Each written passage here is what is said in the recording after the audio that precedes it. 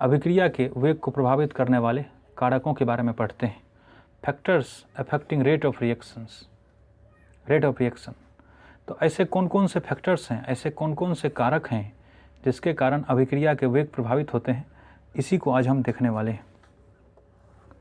तो किसी अभिक्रिया की दर निम्नलिखित कारकों पर निर्भर करती है। सबसे पहला है अभिकारकों का सांद्रण, कंसंट्रेशन ऑफ रिएक्टेंट। अभिक्रिया का वेग या दर अभिकारक के सांद्रण के समानुपाती होता है। यदि अभिकारक का सांद्रण अधिक रहता है तो अभिक्रिया का वेग तीव्र हो जाता है। तो मान लेते हैं कि ये एक अभिक्रिया है R से P, तो इसका जो रेट होगा P के सांद्रण का समानुपाती होगा। अगर P का सांद्रण बढ़ेगा तो रेट भी बढ़ जाएगा, और P का सांद्रण अगर घटेगा तो रेट भी घट जाएगा। यही है। दूसरा कारक देखते हैं, अभिकारकों की प्रकृति, नेचर ऑफ रिएक्टेंट।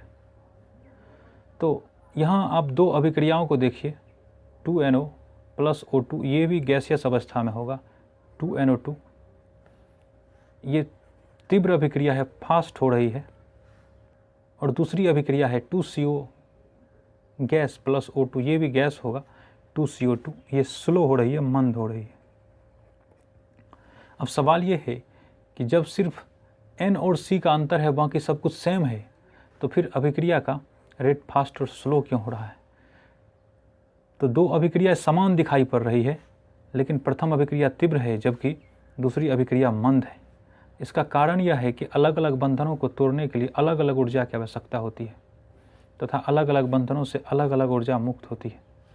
तो NO के बीच का जो बंधन है और CO के बीच का जो बंधन है, ये अलग अलग है, अलग अलग ऊर्जा की आवश्यकता होगी, इसलिए ये अभिक्रिया फास्ट हो जाती है और ये अभिक्रिया स्लो हो जाती है।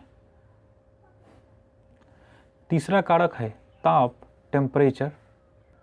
तो ताप बढ़ाने पर रासायनिक अभिक्रिया का वेग बढ़ता है। अगर ताप बढ़ा देते हैं तो अभिक्रिया का वेग बढ़ जाता है। अधिकांश स्थितियों में या सामान्य रूप से किसी रासायनिक अभिक्रिया का वेग दुगुना हो जाता है यदि ताप को 10 डिग्री सेल्सियस या 10 केल्विन बढ़ा देते हैं। तो अगर ताप को 10 डिग्री सेल्सियस बढ़ा दें तो अभिक्रिया का रेट भी 2 गुना हो जाता है। ये याद रखना है आप लोगों को। अगला फैक्टर है, अगला कारक है उत्प्रेरक की उपस्थिति, presence of a catalyst. Catalyst किसे कहते हैं? उत्प्रेरक ऐसा पदार्थ जो अभिक्रिया में खर्च तो नहीं होता है लेकिन अभिक्रिया के वेग को बढ़ाता है, उत्प्रेरक कहलाता है। तो उत्प्रेरक खर्च नहीं होता है लेकिन वेग बढ़ा देता है।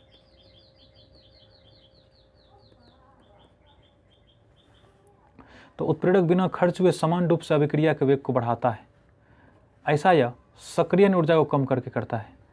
तो इसके लिए अभिक्रिया के वेग को बढ़ाने के लिए उत्प्रेरक सक्रियण ऊर्जा, एक्टिवेशन एनर्जी, इंग्लिश में इसको एक्टिवेशन एनर्जी कहते हैं, एक्टिवेशन एनर्जी को ये कम कर देता है। अगर अभिक्रिया उत्क्रमणीय हो अर्थात दोनों ओर से अभिक्रिया हो रही हो तो यह समयावस्था को चेंज न करते हुए और परिवर्तित रखते हुए समयावस्था प्राप्त करने के समय को कम कर देता है। तो ये इक्विलिब्रियम समयावस्था प्राप्त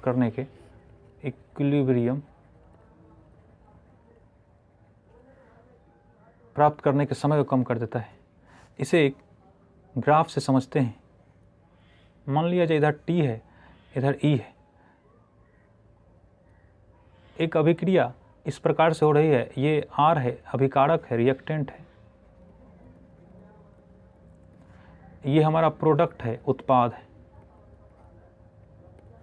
तो यहाँ आप देखेंगे कि ये ऊर्जा इधर दिखा रहा है, तो अभिकारक अणु को इतना ऊर्जा होना पड़ता है तब जाके ये उत्पाद में बदलता है। ये जो ऊर्जा है, ये ऊर्जा, इसी ऊर्जा को हम लोग सक्रियण ऊर्जा कहते हैं। मतलब वह न्यूनतम ऊर्जा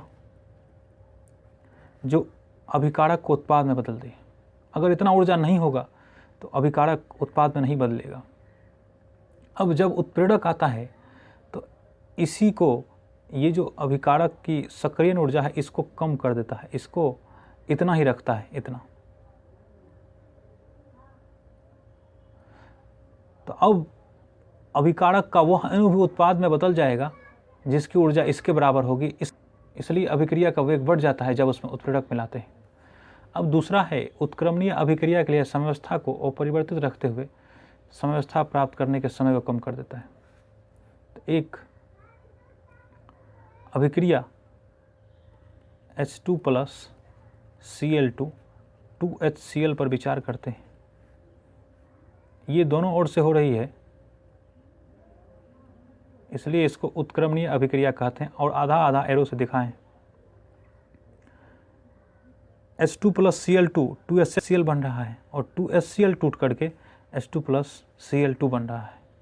तो इधर की जो अभिक्रिया है और इधर की जो अभिक्रिया है, जब दोनों बराबर हो जाती है, इसको फॉरवर्ड रिएक्शन कहते हैं। तो RF फॉरवर्ड रिएक्शन की रेट, अगर अभिक्रिया की रेट अगर बैकवर्ड रिएक्शन के रेट के बराबर होता है, तब इसे हम समवस्था में कहते हैं। तो जब इसमें उत्प्रेरक मिलाते हैं, कैटलिस्ट मिलाते हैं, ये फॉरवर्ड की रेट को बढ़ा देता है, क्योंकि उत्प्रेरक का काम ही है अभिक्रिया के वेग को बढ़ाना। साथ ही साथ ये बैकवर्ड रिएक्शन को भी रेट को बढ़ा देता है, इस रेट को भी बढ़ा देता है। तो दोनों तरफ से रेट बढ़ गया, इसलिए लगने वाला समय जो है कम हो जाता है अभिक्रिया को समवस्था में आने में। तो समवस्था में आने में अभिक्रिया कम समय लेता है जब अभिकारक में उत्प्रेरक मिला दिया जाता है। अगर उत्प्रेरक नहीं मिलाता है तो अधिक समय लेते हैं। अगला है अभिकारकों का पृष्ठीय क्षेत्रफल, सरफेस एरिया ऑफ रिएक्टेंट। जिस अभिक्रिया में अभिकारक या उत्प्रेरक के कणों का आकार छोटा होता है, उस अभिक्रिया की दर तेज होती है। तो कणों का आकार छोटा होगा तो अभिक्रिया की दर तेज होगी। इसका कारण यह है कि कणों का आकार छोटा होने के कारण पृष्ठीय क्षेत्रफल बढ़ जाता है।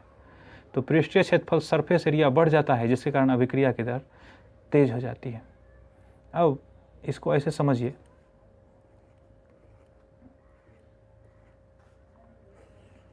दो प्रकार के अभिकारक दिखाए गए हैं। ये जो है छोटे छोटे आकार का है और ये बड़े आकार का है। अगर इसको छोटे छोटे आकार में तोड़ा जाए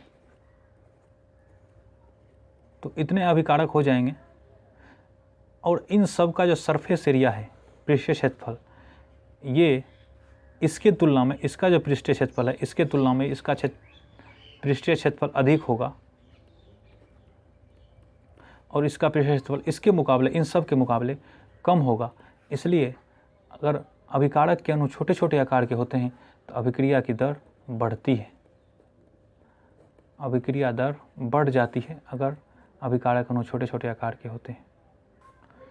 छठा है प्रकाश की उपस्थिति, प्रेजेंस ऑफ लाइट। कुछ कुछ अभिक्रिया अंधेरा में नहीं होता है, लेकिन यह प्रकाश की उपस्थिति में संपन्न हो जाती है, जैसे ये अभिक्रिया है H2 + Cl2 2HCl। ऐसी अभिक्रिया प्रकाश रासायनिक अभिक्रिया कहलाती है, फोटोकेमिकल रिएक्शन कहलाती है।